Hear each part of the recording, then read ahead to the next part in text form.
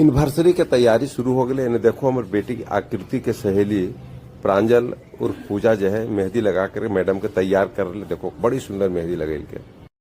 इधर हम भी राजधानी पटना के टुडे फैशन में पहुंच गलियो और जींस पैंट खरीदलियो। अनिकेश के दोस्त टोटो भी हमारा साथ हलो। केक काटे के पहले स्टेज पर पहुंच गए दोनों। ओकर बाद थोड़ा सा हंसी मजाक के दौर चल रहे, थोड़ा सा डांस उन्स भी होले। देख लो कैसे घुरा रही है। ओकर बाद केक के अनावरण कैल गेले। केक के अनावरण के बाद आगे के कार्यवाही शुरू होले।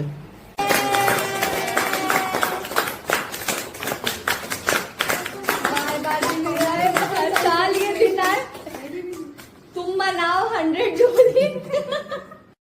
केक काटला के बाद एक दूसरे के केक खिला के एनिवर्सरी यानी वैवाहिक वर्षगांठ के शुभकामना एक दूसरे के दिलिए।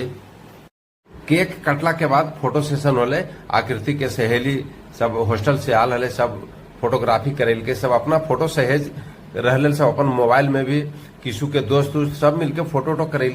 अंतिम दौर में आशीर्वादी के दौर चल रहे। जे भी हम सबके कार्यक्रम में हम सबसे जो बड़ा हल्की उपस्थित होल सब गिफ्ट दे के हम सबके आशीर्वाद दिलथिन।